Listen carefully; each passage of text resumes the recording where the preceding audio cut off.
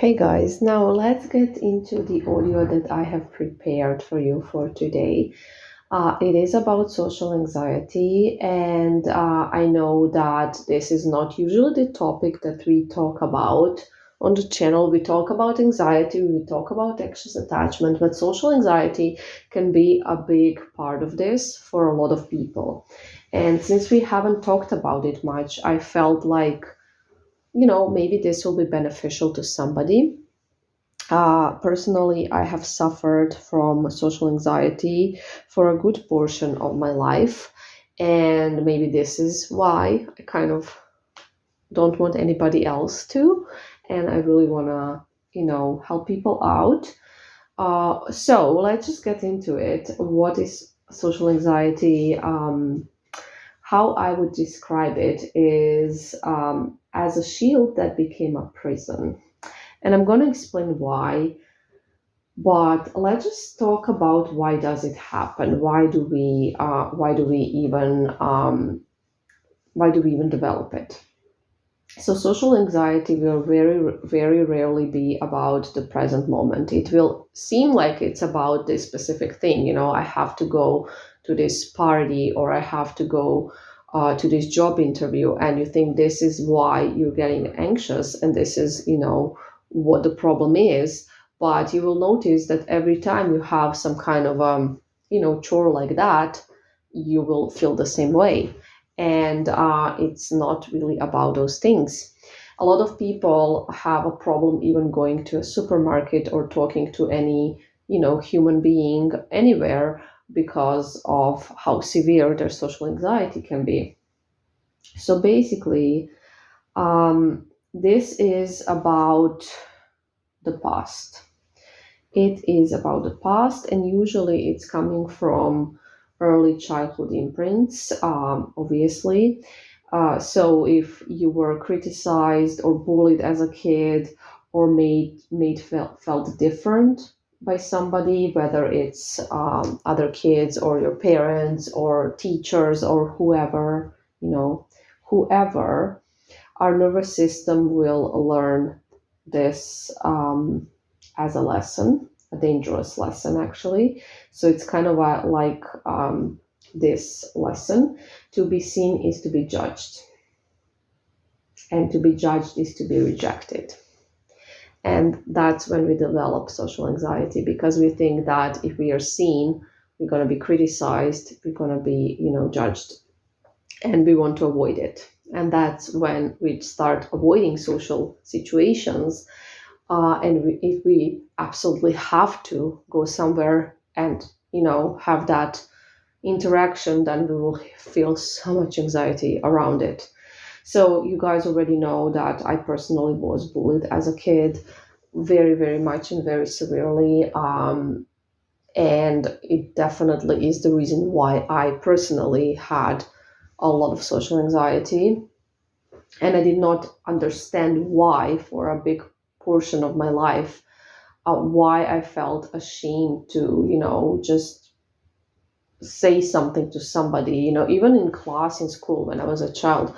I, I honestly, I was very, I don't want to say I was very smart, because that sounds, you know, but I was very, I always loved learning things, let's put it like that. And I still do to this day. It's one of my hobbies. And, I knew the answers to the questions very often. And, when a teacher is having a lesson and they ask kids if somebody could answer this, and then you raise your hand and you give an answer, I always knew the answer, and you could get an A for a good answer, or whatever. And I would never raise my hand, because I was always afraid, even though I knew the answer, that I'm going to say something stupid and everyone's going to laugh and criticize me. And it was just really really bad. And I think that so many people have dealt with this. And yeah, let's just get more into it. So, it is a safety mechanism actually, that just doesn't do you any favors, basically, kind of like how they usually will be. So, our brain, the fear center in our brain, I'm not sure what the technical term is in English. There's a word in my language, at least, for that fear center. Anyways, it becomes hyper reactive.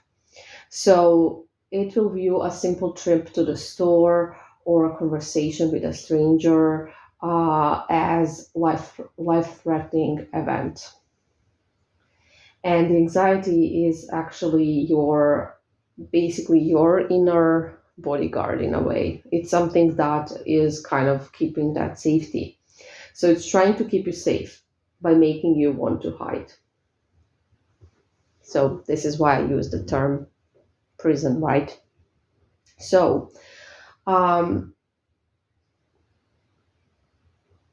often, we will think that if we dress a certain way, or if we go in public, or if we have to speak to somebody, that we will you know get those harsh eyes uh, in public, and these are actually the voices in our own internal the voices of sorry of our own internal critics. I have some notes. And the words of like our parents or other kids or teachers who did not know how to nurture our unique light. Let's put it like that. So we will be hearing those voices, and it will be like, no, you can't wear this dress, you're overweight, it doesn't look good on you, and you will look ridiculous, everybody will make fun of you. So in the energy realm, social anxiety, you can view it as a leak of your aura. So when we are anxious, our energy collapses inward, and it makes us feel small, and it makes us feel vulnerable, and we become hyper aware of everyone else's frequency, and we are basically losing touch with our own power. And this is like every anxiety, you're just gonna lose the touch with your own power, and that's the problem. This is when you give power to others and just take it away from yourself. Sorry. And you already know that this is like a huge problem. Sorry, just needed to take some water. So, how do we heal social anxiety? So, healing doesn't mean fixing ourselves, and the reason why it doesn't mean that is because we're not broken. It means reprogramming, always reprogramming. Working on ourselves is reprogramming. It's not like fixing ourselves, because there's nothing really wrong with us. It's just the mindset that we need to adjust, and we are not broken. Everything's good with us. So reprogramming the nervous system, as I always say, teaching your body that the danger is over. There is no danger. If you go to the store, there's no danger there. Nobody will, criticize you. And also reclaiming the shadow. So something that I always preach as well, working on your shadow self, embracing the weird or different parts of yourself that were once mocked, that people made fun of. And usually, those parts will be the parts that we will feel ashamed of, and we will kind of try not to think about and kind of pretend this never happened, and just like that's not healthy. So you need to embrace those parts of yourself. Not in terms, oh, I adore this part, but in terms I understand and see them. And that's basically what it is about. Also, again, shifting the mindset. So when you are anxious in general, like any type of anxiety, when you're anxious, you are thinking always, what are they thinking of? What are they thinking? What do they think about me? What will they do? Will they leave? Well, it's always about the other person. And you need to shift it towards yourself. So that's how you put yourself back on that pedestal. Like, how do I feel in my own space?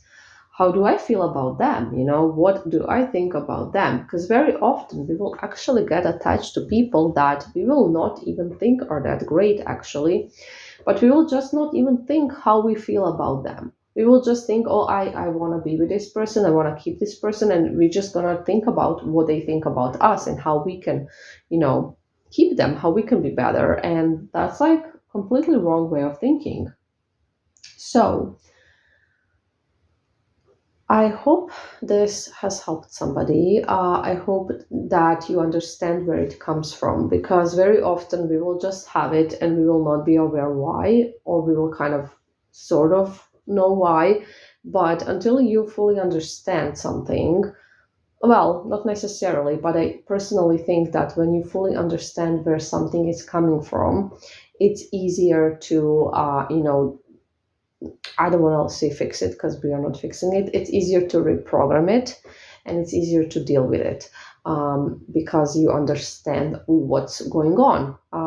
If you don't understand what's going on, it's really difficult to reprogram anything. So, yeah, I just hope this helped somebody. I hope none of you have social anxiety, because, anxiety in general is the worst, but social anxiety is extremely draining as well, and really sucks. And yeah, I mean, I understand that anxious people will have anxiety if they have a job interview, and majority of the people will feel anxious before like a job interview or first date or something like that. But we are talking here about, situations where you have anxiety if you have to go to the pharmacy, or if you have to go to the store, or if you just need to speak to somebody about something, like somebody you don't know about something. So it's way more severe than just like standard, you know, anxiety that majority of the people will get in certain situations. So this is not the topic again. And anyways, guys, I hope nobody's going through that. But if you are, I hope that this audio will help you understand what's going on, and help you understand that all you need to do is reprogram that. That's the only thing you need to do, because there's nothing wrong with you. It doesn't mean that something's wrong with you. You were just calibrated like that as a kid because you got a lot of uncomfortable situations, and you can reprogram this now, because now you're an adult and you know what happened and you know what's going on and you know how to do it, and you have this channel and you have me, and everything is gonna be okay.